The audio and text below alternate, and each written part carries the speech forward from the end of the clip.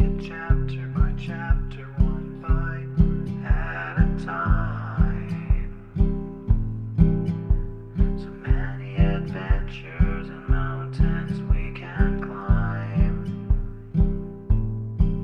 Take it word for word, line by line, one bite at a time.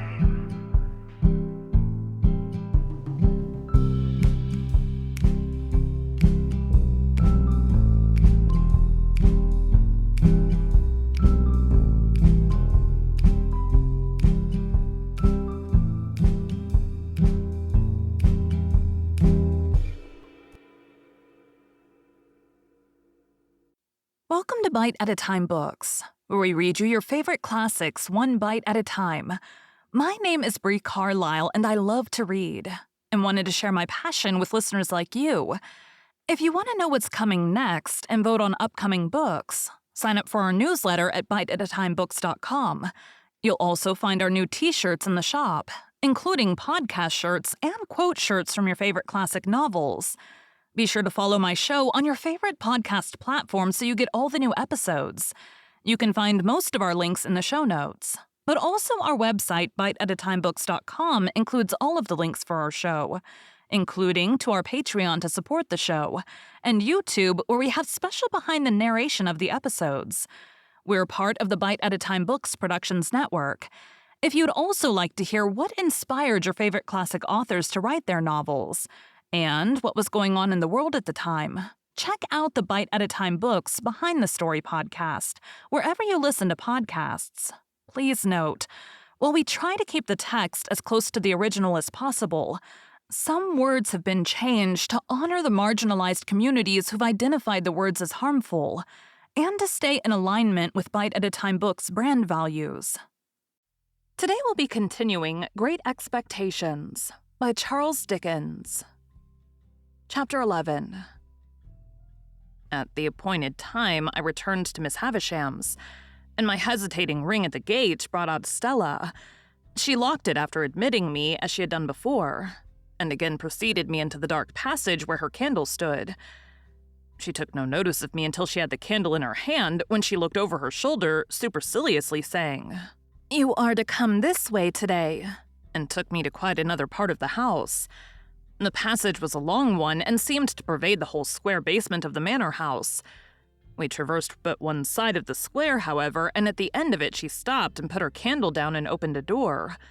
Here the daylight reappeared, and I found myself in a small paved courtyard, the opposite side of which was formed by a detached dwelling house that looked as if it had once belonged to the manager or head clerk of the extinct brewery. There was a clock in the outer wall of this house. Like the clock in Miss Havisham's room, and like Miss Havisham's watch, it had stopped at 20 minutes to 9. We went in at the door, which stood open, and into a gloomy room with a low ceiling on the ground floor at the back. There was some company in the room, and Estella said to me as she joined it, "You are to go and stand there, boy, till you're wanted." There being the window. I crossed to it, and stood there in a very uncomfortable state of mind, looking out. It opened to the ground, and looked into a most miserable corner of the neglected garden upon a rank ruin of cabbage stalks, and one box tree that had been clipped round long ago, like a pudding, and had a new growth at the top of it out of shape and of a different color, as if that part of the pudding had stuck to the saucepan and got burnt. This was my homely thought as I contemplated the box tree. There had been some light snow overnight, and it lay nowhere else to my knowledge, but it had not quite melted from the cold shadow of this bit of garden, and the wind caught it up in little eddies and threw it out the window as if it pelted me for coming there. I divined that my coming had stopped conversation in the room, and that its other occupants were looking at me. I could see nothing of the room except the shining of the fire in the window glass, but I stiffened in all my joints with the consciousness that I was under close inspection. There were 3 ladies in the room and 1 gentleman. Before I'd been standing at the window 5 minutes, they somehow conveyed to me that they were all toadies and humbugs, but that each of them pretended not to know that the others were toadies and humbugs, because the admission that he or she did know it would have made him or her out to be a toady and humbug. They all had a listless and dreary air of waiting somebody's pleasure, and the most talkative of the ladies had to speak quite rigidly to repress a yawn. This lady, whose name was Camilla, very much reminded me of my sister, with the difference that she was older.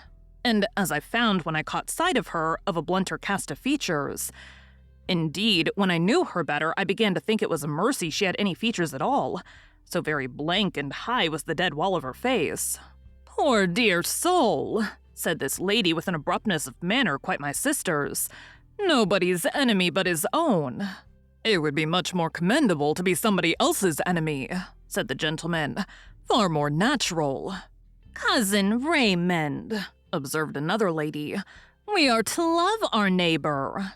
"Sarah Pocket," returned Cousin Raymond, "if a man is not his own neighbor, who is?" Miss Pocket laughed, and Camilla laughed and said, checking a yawn, "The idea." But I thought they seemed to think it rather a good idea, too. The other lady, who had not spoken yet, said gravely and emphatically, "Very true." "Poor soul," Camilla presently went on. I knew they had all been looking at me in the meantime. "He is so very strange. Would anyone believe that when Tom's wife died, he actually could not be induced to see the importance of the children's having the deepest of trimmings to their mourning? 'Good Lord,' says he, 'Camilla, what can it signify so long as the poor bereaved little things are in black?' So like Matthew. The idea." "Good points in him, good points in him," said Cousin Raymond. "Heaven forbid I should deny good points in him, but he never had and he never will have any sense of the proprieties." "You know I was obliged," said Camilla. "I was obliged to be firm. I said, it will not do for the credit of the family. I told him that without deep trimmings the family was disgraced. I cried about it from breakfast till dinner. I injured my digestion. And at last he flung out in his violent way and said with a D, 'Then do as you like.' Thank goodness it will always be a consolation to me to know that I instantly went out in a pouring rain and bought the things." "He paid for them, did he not?" asked Estella. "It is not the question, my dear child, who paid for them," returned Camilla. "I bought them, and I shall often think of that with peace when I wake up in the night." The ringing of a distant bell, combined with the echoing of some cry or call along the passage by which I had come, interrupted the conversation and caused Estella to say to me, "Now, boy." On my turning round, they all looked at me with the utmost contempt, and as I went out, I heard Sarah Pocket say, "Well, I am sure, what next?" And Camilla add with indignation, "Was there ever such a fancy? The idea!" As we were going with our candle along the dark passage, Estella stopped all of a sudden and, facing round, said in her taunting manner, with her face quite close to mine, "Well?" "Well, miss," I answered, almost falling over her and checking myself. She stood looking at me, and of course I stood looking at her. "Am I pretty?" "Yes, I think you're very pretty." "Am I insulting?" "Not so much so as you were last time," said I. "Not so much so?" "No." She fired when she asked the last question, and she slapped my face with such force as she had when I answered it. "Now," said she, "you little coarse monster, what do you think of me now?" "I shall not tell you." "Because you're going to tell upstairs, is that it?" "No," said I, "that's not it." "Why don't you cry again, you little wretch?" "Because I'll never cry for you again," said I. Which was, I suppose, as false a declaration as ever was made, for I was inwardly crying for her then, and I know what I know of the pain she cost me afterwards. We went on our way upstairs after this episode, and as we were going up, we met a gentleman groping his way down. "Whom have we here?" asked the gentleman, stopping and looking at me. "A boy," said Estella. He was a burly man of an exceedingly dark complexion, with an exceedingly large head, and a corresponding large hand. He took my chin in his large hand and turned up my face to have a look at me by the light of the candle. He was prematurely bald on the top of his head, and had bushy black eyebrows that wouldn't lie down but stood up bristling. His eyes were set very deep in his head and were disagreeably sharp and suspicious. He had a large watch chain and strong black dots where his beard and whiskers would have been if he had let them. He was nothing to me, and I could have no foresight then that he ever would be anything to me, but it happened that I had this opportunity of observing him well. "Boy of the neighborhood, hey?" said he. "Yes, sir," said I. "How do you come here?" "Miss Havisham sent for me, sir," I explained. Well, behave yourself. I have a pretty large experience of boys, and you're a bad set of fellows. Now mind, said he, biting the side of his great forefinger as he frowned at me. You behave yourself. With those words, he released me, which I was glad of, for his hand smelt of scented soap, and went his way downstairs. I wondered whether he could be a doctor, but no, I thought. He couldn't be a doctor, or he would have a quieter and more persuasive manner. There was not much time to consider the subject, for we were soon in Miss Havisham's room, where she and everything else were just as I had left them. Estella left me standing near the door, and I stood there until Miss Havisham cast her eyes upon me from the dressing table. "So," she said, without being startled or surprised, "the days have worn away, have they?" "Yes, ma'am, today is—" There, with the impatient movement of her fingers. "I don't want to know. Are you ready to play?" I was obliged to answer in some confusion. "I don't think I am, ma'am." "Not at cards again?" she demanded with a searching look. "Yes, ma'am, I could do that if I was wanted." "Since this house strikes you old and grave, boy," said Miss Havisham impatiently, "and you are unwilling to play, are you willing to work?" I could answer this inquiry with a better heart than I'd been able to find for the other question, and I said I was quite willing. "Then go into that opposite room," said she, pointing at the door behind me with her withered hand, "and wait there till I come." I crossed the staircase landing and entered the room she indicated. From that room, too, the daylight was completely excluded, and it had an airless smell that was oppressive. A fire had been lately kindled in the damp old-fashioned grate, and it was more disposed to go out than to burn up, and the reluctant smoke which hung in the room seemed colder than the clearer air, like our own marsh mist. Certain wintry branches of candles on the high chimney-piece faintly lighted the chamber, or it would be more expressive to say faintly troubled its darkness. It was spacious, and I dare say had once been handsome, but every discernible thing in it was covered with dust and mold and dropping to pieces. The most prominent object was a long table with a tablecloth spread on it, as if a feast had been in preparation when the house and the clocks all stopped together. And a pern or centerpiece of some kind was in the middle of this cloth.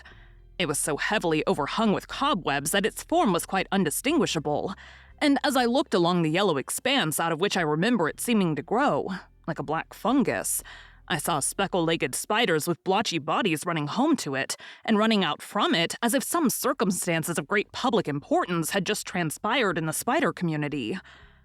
I heard the mice, too, rattling behind the panels, as if the same occurrence were important to their interests, but the black beetles took no notice of the agitation and groped about the hearth in a ponderous elderly way as if they were short-sighted and hard of hearing, and not on terms with one another. These crawling things had fascinated my attention, and I was watching them from a distance when Miss Havisham laid a hand upon my shoulder. In her other hand she had a crutch-headed stick on which she leaned, and she looked like the witch of the place. "This," said she, pointing to the long table with her stick, "is where I will be laid when I'm dead. They shall come and look at me here." With some vague misgiving that she might get upon the table then and there and die at once, the complete realization of the ghastly waxwork at the fair, I shrank under her touch.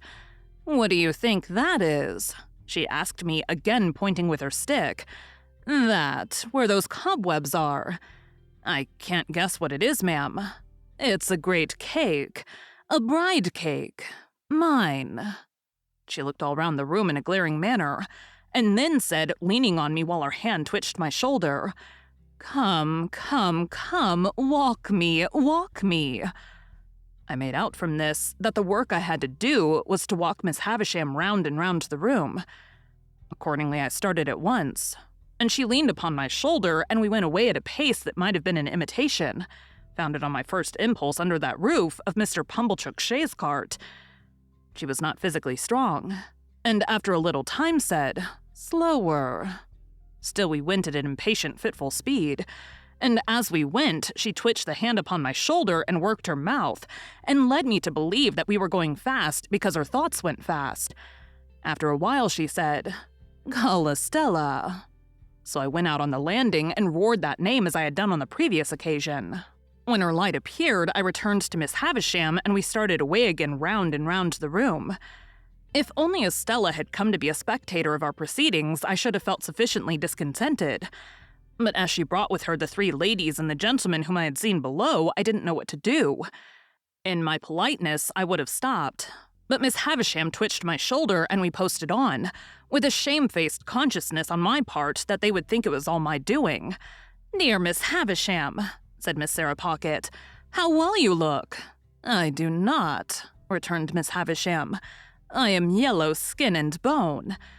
Camilla brightened when Miss Pocket met with this rebuff, and she murmured as she plaintively contemplated Miss Havisham, "Poor dear soul. Certainly not to be expected to look well, poor thing. The idea." "And how are you?" said Miss Havisham to Camilla.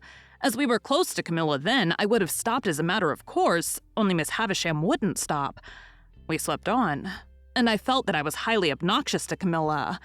"Thank you, Miss Havisham," she returned. "I am as well as can be expected." "Why, what's the matter with you?" asked Miss Havisham with exceeding sharpness. "Nothing worth mentioning," replied Camilla. "I don't wish to make a display of my feelings, but I have habitually thought of you more in the night than I am quite equal to." "Then don't think of me," retorted Miss Havisham. "Very easily said," remarked Camilla, amiably repressing a sob, while hitch came into her upper lip and her tears overflowed. "Raymond is a witness what ginger and sal volatile I am obliged to take in the night. Raymond is a witness what nervous jerkings I have in my legs. Chokings and nervous jerkings, however, are nothing new to me when I think with anxiety of those I love. If I could be less affectionate and sensitive, I should have a better digestion and an iron set of nerves. I'm sure I wish it could be so. But as to not thinking of you in the night, the idea—" Here a burst of tears. The Raymond referred to I understood to be the gentleman present, and him I understood to be Miss Camilla. He came to the rescue at this point and said it in consolatory and complimentary voice. "Camilla, my dear, it is well known that your family feelings are gradually undermining you to the extent of making one of your legs shorter than the other." "I am not aware," observed the grave lady whose voice I had heard but once, "that to think of any person is to make a great claim upon that person, my dear." Miss Sarah Pocket, whom I now saw to be a little dry, brown, corrugated old woman with a small face that might have been made of walnut shells, and a large mouth like a cat's without the whiskers, supported this position by saying, "No, indeed, my dear. Hem! Thinking is easy enough," said the grave lady. "What is easier, you know?" assented Miss Sarah Pocket. "Oh, yes, yes," cried Camilla, whose fermenting feelings appeared to rise from her legs to her bosom. "It's all very true. It's a weakness to be so affectionate, but I can't help it.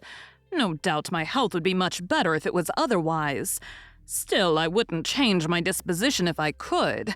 It's the cause of much suffering, but it's a consolation to know I possess it when I wake up in the night." Here another burst of feeling.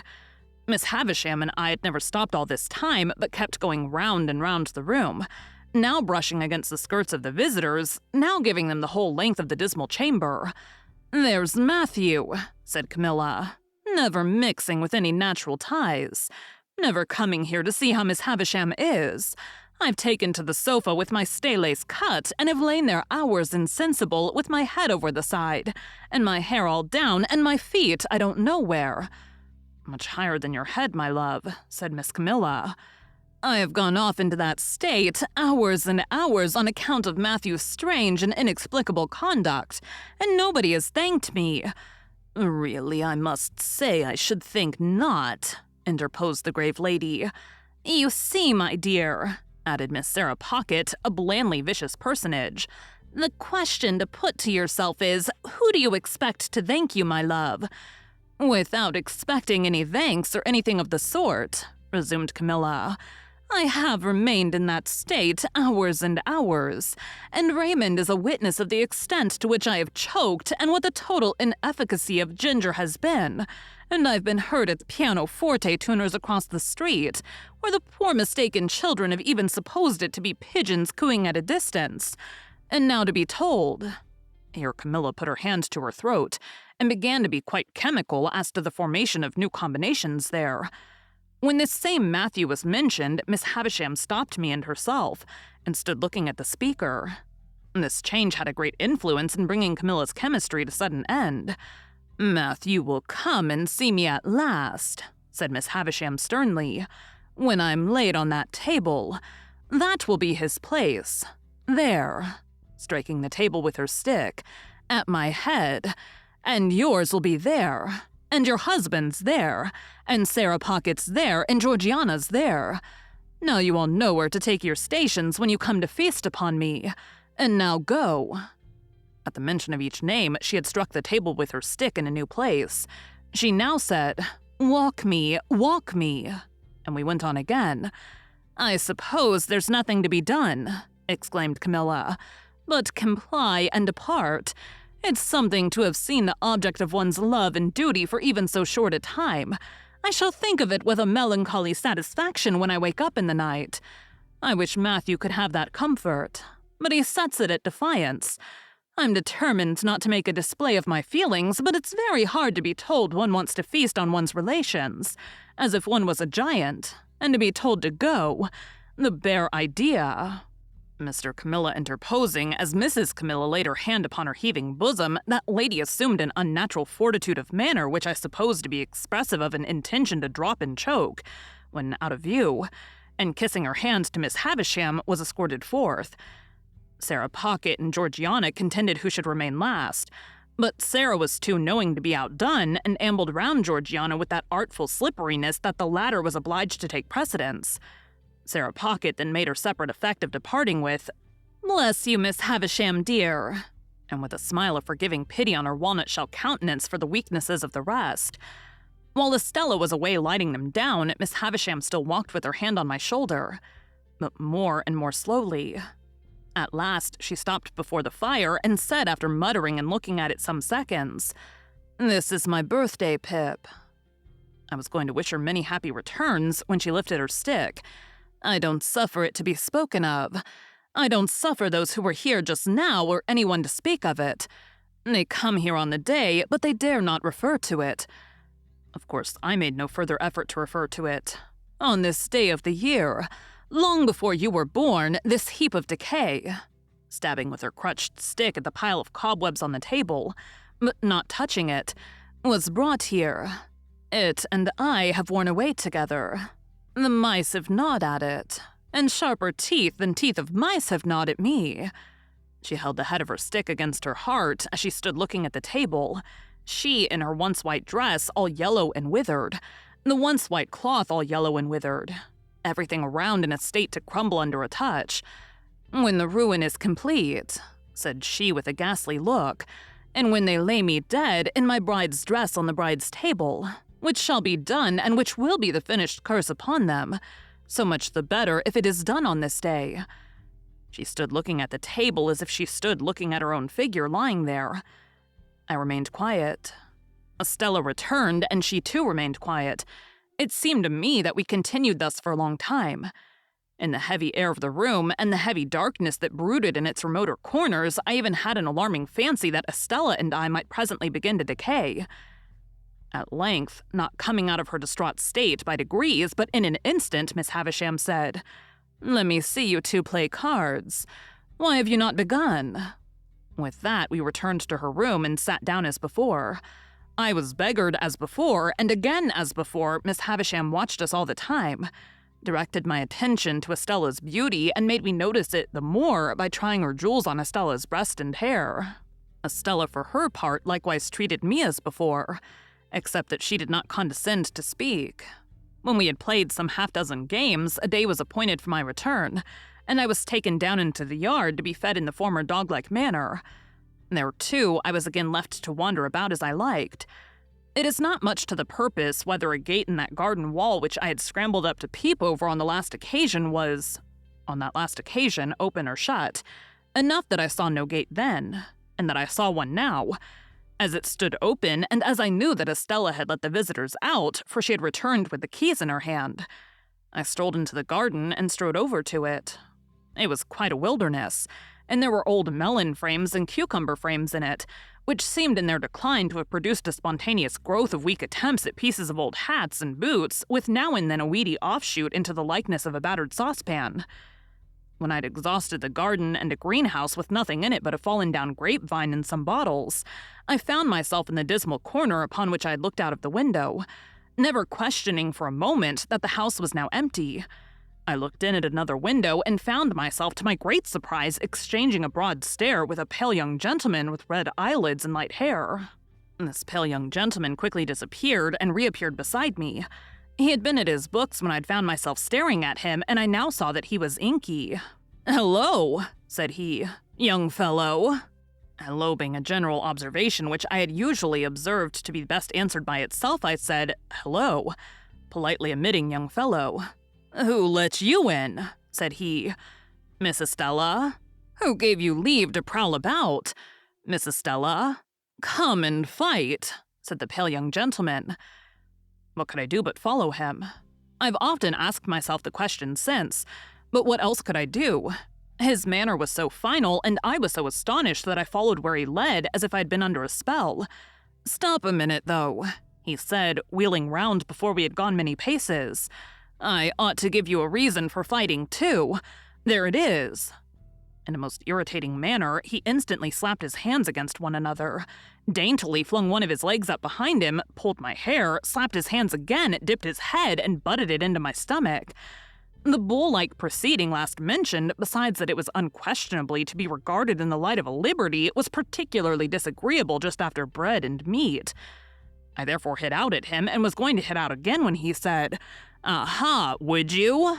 and began dancing backwards and forwards in a manner quite unparalleled within my limited experience. "Laws of the game," said he. Here he skipped from his left leg onto his right. "Regular rules." Here he skipped from his right leg onto his left. "Come to the ground and go through the preliminaries."